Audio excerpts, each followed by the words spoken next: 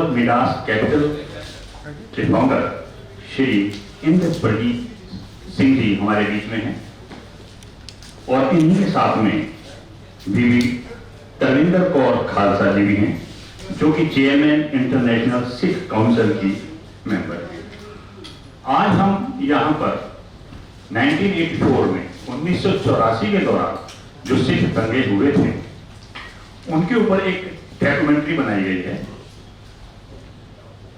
जिसका नाम है जेनोसाइड ऑफ सिख। अभी हमारे बीच में मैं आवाज दूंगा हमारे फाउंडर ग्लोबल मिडास कैपिटल के श्री इंद्रप्रीत सिंह जी से, जो आपको इस फिल्म के बारे में पूरी जानकारी देंगे कि ये फिल्म बनाने का मुख्य उद्देश्य क्या रहा। वाहिगुरु जी का खालसा, वाहिगुरु जी की फतेह। मैं Sardar Inderpreet Singh, founder Global Midas Capital, जो हमारा इंटरनेशनल प्रोडक्शन हाउस है। तो हमारा जो ये प्रोडक्शन हाउस है ये सिंगापुर, यूएसए और कनाडा में इस्टेब्लिश्ड है। उसके साथ में ग्लोबल मिडास फाउंडेशन हमारी चैरिटेबल ऑर्गेनाइजेशन है जो पिछले 2 साल से सरबत्ते भले भी पूरे दिल्ली में, पंजाब में और नेशनल लेवल पे काम कर रही है।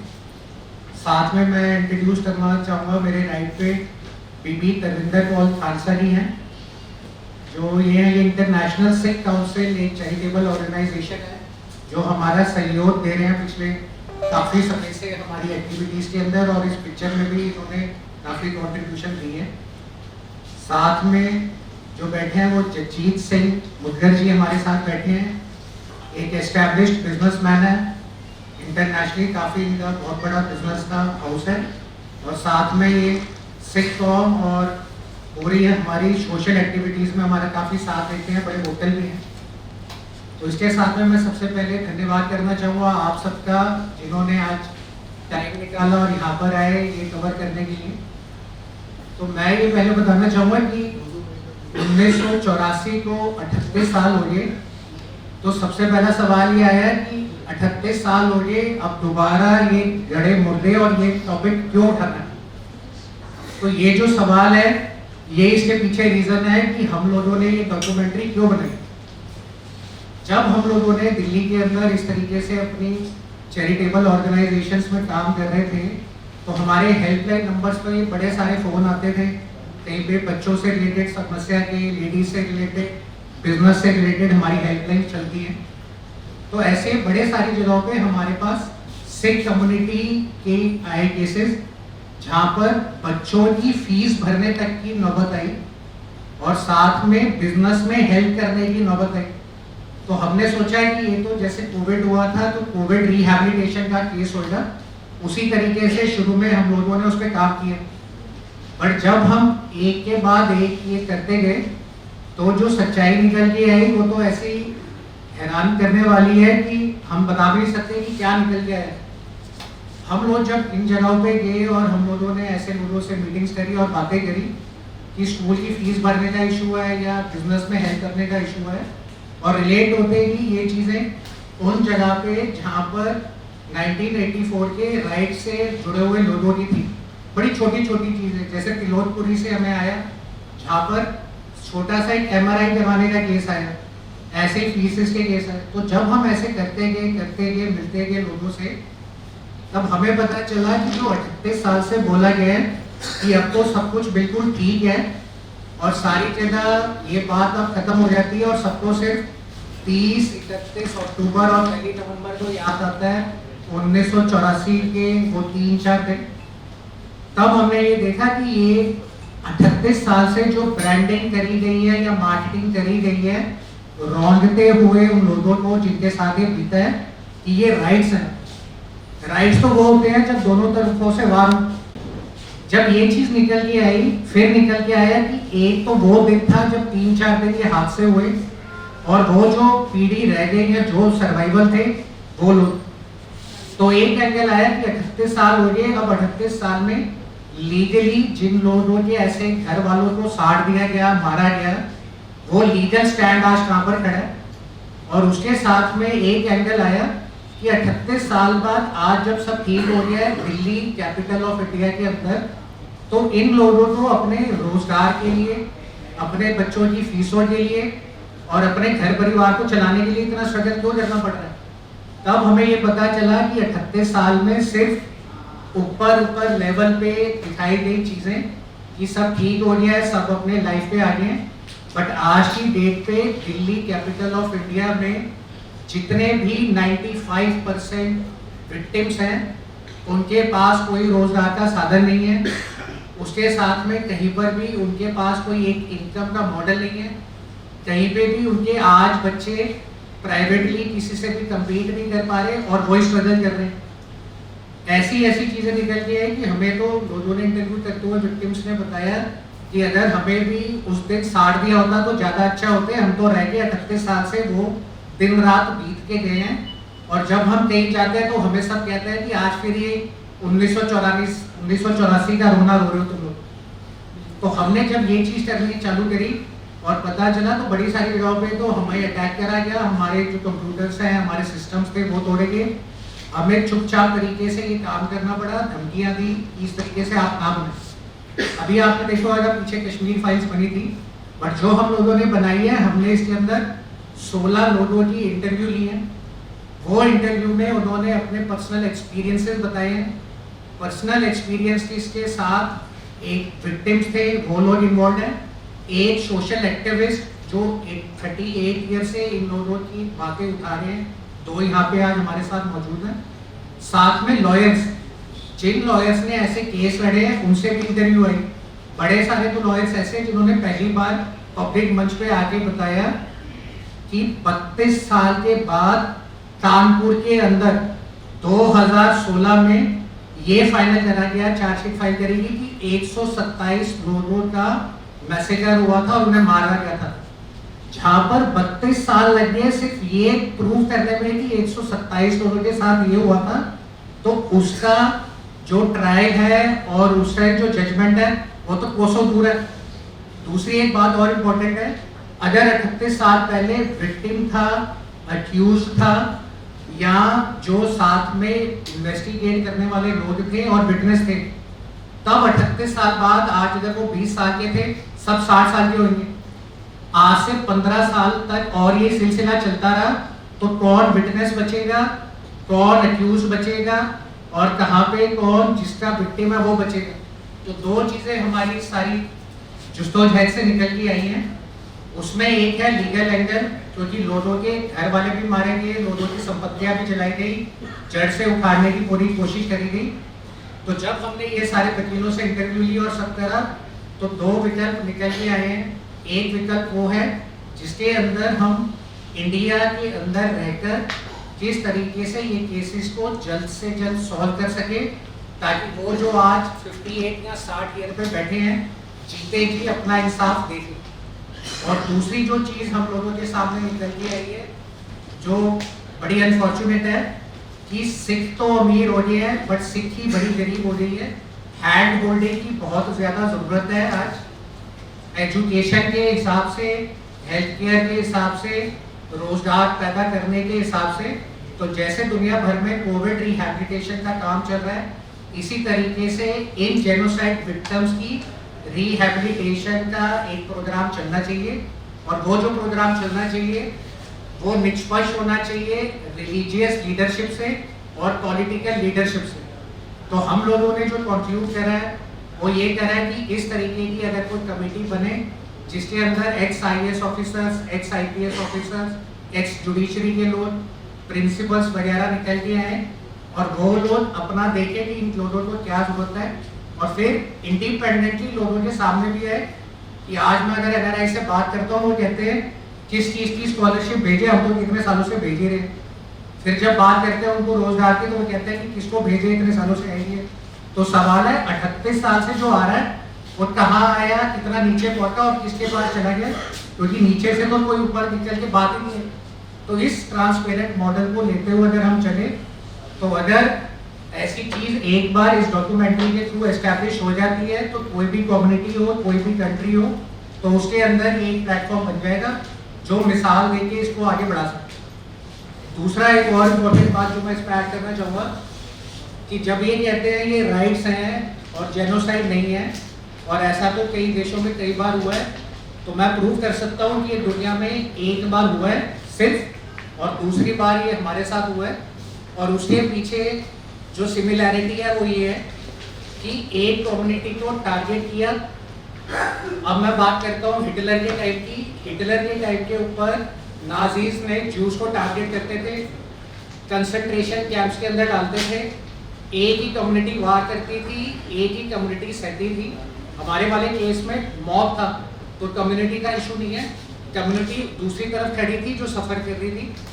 तीसरा, लीडरशिप भी इन्वॉल्व होते थे, प्रशासन भी इन्वॉल्व होते थे, वहाँ भी होता था। तो जब हिटलर वर्ल्ड वॉर 2 हार गया, और हारने के बाद जब दोबारा से यूएस और ब्रिटेन के अंडर में आया सारा रिजाइम नाजीज का, तब पहली बार यूनाइटेड नेशंस के अंदर यूएन कन्वेंशन लॉ बना, जिसके ऊपर बड़ी सारी डॉक्यूमेंट्रीज मूवीज बनी हैं जो नेटफ्लिक्स पे भी हैं। आज भी अगर उस समय का 6 साल का बच्चा ये बता दे कि इस नाजी लीडर को या इस नाजी मिलिट्री के इंचार्ज को मैंने इस कंसंट्रेशन कैंप में देखा था, तो चाहे वो बंदा आज यूएसए का रेजिडेंट हो, असाइलम मिली हो, आज भी ट्रायल हो जाता है। तो अगर आज भी यूएन में इस तरीके के हिटलर के केसेस को लेकर ट्रायल हो सकते हैं, तो क्यों नहीं इंडिया के अंदर भी इस तरीके के इन केसेस को सॉल्व करने के लिए यूनाइटेड नेशन की इन्वॉल्वमेंट लाकर इसको सेम कैटेगरी से हम कर सकते हैं। तो हम लोग इसके लिए एक तो अपील कर रहे हैं, किसी को इस पूरी डॉक्यूमेंट्री में आप देखेंगे, प्रोमो भी आपको बताएंगे। हमने कोई ब्लेम गेम किसी के ऊपर नहीं करी, क्योंकि सबको पता है किसने क्या किया और क्या किया। सिर्फ एक अपील है मौजूदा सरकारों से कि इसको एक प्रायोरिटी रखते हुए फास्ट ट्रैक पे आगे बढ़ाएं। प्लस जो रिलीजियस लीडरशिप है या पॉलिटिकल लीडरशिप है, एक ऐसी कम्युनिटी एस्टैब्लिश करें कि जहाँ पर इनके रिलीफ के लिए पैसा आ सके। और तीसरा, इंडिया पार्लियामेंट के अंदर, यूएस पार्लियामेंट, कनाडा पार्लियामेंट और यूके पार्लियामेंट के अंदर इस डॉक्यूमेंट्री को दिखाई जाए, क्योंकि एक बार अगर इस तरीके से ये चीज़ एस्टैब्लिश हो गई तो हमेशा के लिए, हमारी सेक्युलर कंट्री है, हमेशा के लिए एक बेंचमार्क बन जाएगा और सबके काम आएगा। और साथ ही साथ में मैं इसको यूनाइटेड नेशंस के लिए भी इंटरनेशनल हम वर्किंग कर रहे हैं, जहाँ पर हम इस चीज़ को, डॉक्यूमेंट्री को एविडेंस दिखाते हुए यूएन के अंदर केस फाइल करेंगे और यूएन से अपील करेंगे तो मौजूदा सरकारों से कोऑर्डिनेट करें और हेल्प करें इन्वेस्टिगेशन के लिए। वरना जो 38 साल आज लोग भुगत रहे हैं घरों में और आज चैलेंज फेस करते हैं कि 38 साल का तुम आज भी रोना पीट रहे हो, भगवान ना करे दोबारा किसी को एक लम्हे के लिए भी वो देखना पड़ता। तो मैं इसमें अब खालसा जी जो हैं उनको एक मौका देता हूँ कि वो भी अपने व्यूज़ दें। फिर मुद्दर जी जो बड़े एक्टिव हैं और इन चीज़ों को लेते आ रहे हैं काफ़ी टाइम से, ये भी दें। उसके बाद हम लोग सबसे पहले आपको जो हमारा ट्रेलर है वो ट्रेलर दिखाएंगे।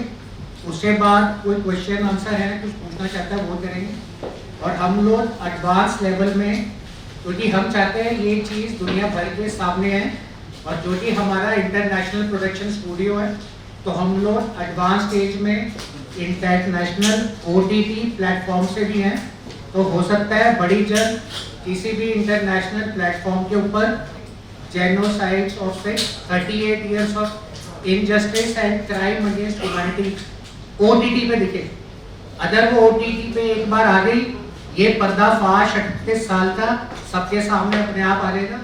तो हम आपसे चाहते हैं कि जिस तरीके से हम अपने समाज की सेवा कर रहे हैं और मीडिया एक स्तंभ है सोसाइटी का, ये देखते हुए कि कम्युनिटी की नहीं, ह्यूमैनिटेरियन ग्राउंड्स पे अपील है हम लोगों की कि आप ज़्यादा से ज़्यादा इस चीज़ को आगे बढ़ाएं, ताकि हर जगह, हर कम्युनिटी के अंदर ऐसा एक एस्टैब्लिश सिस्टम बने जिसको किसी पॉलिटिकल लीडरशिप की या रिलीजियस लीडरशिप की जरूरत ना पड़े। हर बंदा अपना ध्यान खुद रखे। वाहिगुरु जी का खालसा, वाहिगुरु जी की फतेह। जो एक सवाल सामने आया है कि ये हमने क्यों बनाई, क्योंकि ये बड़े 38 साल हो गए हैं आज तक इंसाफ की गुहार लगाते हुए, लेकिन आज तक हमें कोई भी इंसाफ की किरण जो है वो दिखाई नहीं देती। आज भी जो जेनोसाइड करने वाले थे उसमें लीडर भी हैं और उसमें समाज के कुछ बहुत औहदेदार जो लोग हैं वो दिखाई दे रहे हैं। वो बात सरेआम घूम रहे हैं, उनके लिए कुछ भी किया नहीं जा रहा।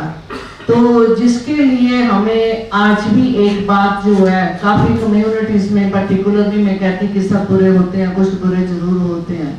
जो लोग बुरे हैं वो आज भी हमें टारगेट करते हैं और आज भी हमें एक बार में चैलेंज कर देते हैं कि तुम्हें 1984 याद करवाएंगे।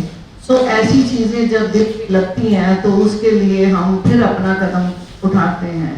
बार बार कहा जाता है कि हर साल जब नवंबर अक्टूबर की शुरुआत होती है तो 1984 फिर से ये अपना ढोल बजाना शुरू हो जाते हैं। ऐसी बात नहीं, जब तक इंसाफ मिलेगा ही नहीं तब तक तो हमें रोना पड़ेगा, तब तक तो हमें ये वर्गलाना तो पड़ेगा ही कि हमें 1984 याद है, हमारी कभी भूल नहीं। फॉरगेट 1984 कहा जा रहा है, ये कभी हो नहीं सकता, ये फॉरगेट नहीं हो सकती।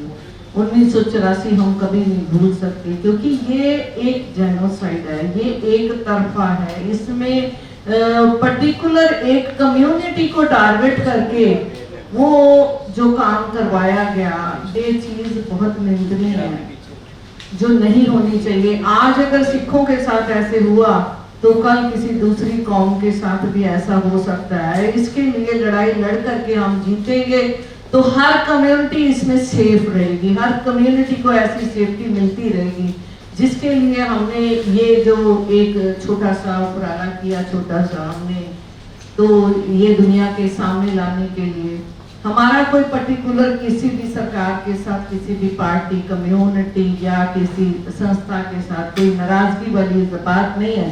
हम एक रिक्वेस्ट कर रहे हैं इसके थ्रू, आपके मीडिया के थ्रू, कि भाई हमें जो इंसाफ है 38 साल से रुका हुआ उसको दें और हमारे साथ इंसाफ होना चाहिए। क्योंकि कोई भी ऐसी स्टेट, कोई भी ऐसी कंट्री नहीं है जहां पर विधवा कॉलोनी नहीं बनी हुई। आज दिल्ली के अंदर जो है विधवा कॉलोनी बनी है। मैंने काफी बार जो है कोर्ट में भी इसके लिए केस फाइल करी हुई है और उसके बाद कानपुर में भी मैं कॉन्फ्रेंस वहां पर भी हम करके आए हैं। और काफी लंबे समय के बाद जो 127 सर ने आप अभी बताया सरदार इंद्रप्रीत सिंह जी ने कि 127 का कितनी 32 साल के बाद पता चलता है कि यहाँ कितने लोग मारे गए थे। वो एक या दो का जो कत्ल होता है उसकी सजाएं इतनी बड़ी होती है, यहाँ तो एक पूरी कम्युनिटी को टारगेट करके हजारों लोगों को जिंदा जलाया गया टायर डाल के। और जब विक्टिम की बातें आप इसमें अभी आप देखेंगे तो विक्टिम कैसे बात कर रहे हैं और कितनी उनका दर्द है सीने में। वो दर्द को अगर आप मूवी जो है आप 5 से 10 मिनट की देखेंगे उसके बाद कैसे दिल रोता है, उसको देख करके आप खुद ही देख के महसूस कीजिए कि हमें क्यों जरूरत पड़ी ये फिर तरोताजा करने के लिए। जब हम जाते हैं विधवा कॉलोनी में, वहां सफेद रंग की चुन्नियां ओढ़े हुए सारी जिंदगी जिन्होंने अपनी जवानी से लेकर बुढ़ापा यहाँ तक लेकर के आ गए हैं, जिनके बच्चे कामयाब नहीं है, आज नशेड़ी हैं। सर ने बताया, जैसे क्लियर किया है कि उनकी एजुकेशन की तरफ कोई ध्यान नहीं दिया गया, आज उनके रोजगार की तरफ कोई ध्यान नहीं दिया। जो लेडीज वहां पर वो केस लड़ चुकी हैं उनके साथ कोई इंसाफ नहीं हुआ। तो घर से बेघर वो औरतें आज भी कुर्ला रही हैं, जिनको देखते हुए हमें ये दर्द होता है और जिसके लिए हमने ये एक उपराला किया है। आप देख करके ही इसको महसूस कर सकते हैं कि हमने ये काम क्यों किया और हमें करने की जरूरत क्या पड़ी। सो मैं सरदार जगजीत सिंह मुद्दर जी से कहूँगी कि इन्होंने भी बहुत सहयोग दिया है, ये भी अपने विचार जो है जरूर रखें। वाहिगुरू जी का खालसा, वाहिगुरू जी की फतेह। आज हम ये कहते हैं कि 1984 का ये दंगा है, सिख दंगे हैं। जैसे इंद्रप्रीत सिंह जी ने बोला कि ये दंगा, तो इसका नाम हम नहीं दे सकते क्योंकि दंगा उसको बोला जाता है कि 2 कम्युनिटी या 3 कम्युनिटी के बीच में जब कोई झगड़ा होता है तब हम उसको दंगे का नाम देते हैं। इसका नाम दंगा नहीं है, इसको जेनोसाइड बोलेंगे क्योंकि एक कम्युनिटी को एक टारगेट किया गया। टारगेट भी क्या किया गया कि कुछ ही घंटे के बीच में इतनी ट्रेन आ गई, इतना सामान आ गया मारने के लिए, और वही सेम छड़े, वही सेम जो भी आपके पास ऑर्डर देखा है, जैसे कि आपने सुना भी होगा। मैं ये नहीं कहता कि सिख जो सिखों के साथ ये जेनोसाइड हुआ है, इसके बीच में हमारे कुछ सिख भी शामिल हैं, लीडर भी शामिल हैं। हमें उनको सामने लाना पड़ेगा, और उनको सामने कौन ला सकता है? उनको सामने ला सकते आप, यानी कि मीडिया। आज जैसे कि इंद्रप्रीत जी ने बोला कि ये यूएनओ कन्वेंशन लॉ एक बना था। लॉ क्या बना था? जब ये हम जो देखते हैं कि यहूदी को जब जैसे हिटलर ने एक चैम्बर के बीच में जब वो मारा था लाखों को, तो ये लॉ तब बना था जेनोसाइड का। और आज तक हमारे इंडिया के बीच में, हम इसको इंडिया को कहते हैं हिंदुस्तान। पहली बात तो है कि इसका नाम इंडिया है, भारत इसका नाम है। और यहाँ पर ये बोला गया है कि ये यहाँ पर दंगा है, दंगे का नाम नहीं है। इसको जेनोसाइड का नाम जब तक नहीं मिलेगा तब तक यहाँ पर हमें इंसाफ नहीं मिल सकता। मैं आपको एक बात और भी बता देता हूँ कि जैसे कई हमारे लीडरों ने, कई हमारे लीडरों के भी हम जिम्मेदार समझते हैं, उसके बीच में आज सिख से इतना वैर क्यों? सिख कम्युनिटी से इतना वैर क्यों?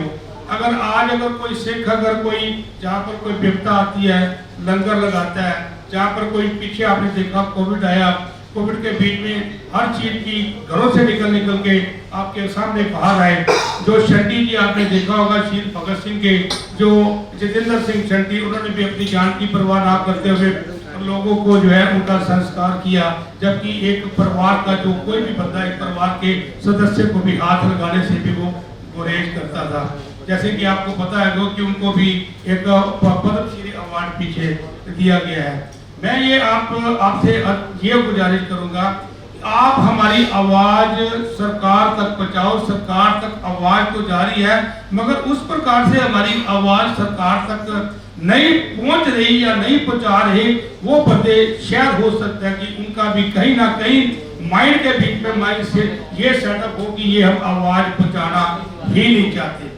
आज अगर पूरे के पूरे देश विदेशों के बीच में, और ये पूरी की पूरी दुनिया के बीच में लोग एक टारगेटिंग करके चलते हैं, लोग इंसाफ करके चलते हैं, लोग सिस्टम के हिसाब से काम करते हैं। आपको पता होगा, आप मीडिया वाले हो, जैसे कि अभी आप कैलिफोर्निया के बीच में, अमेरिका के बीच में एक पंजाब का एक नाम दिया गया है, एक शहर का नाम पंजाब दिया गया है, कल ही नाम दिया गया है।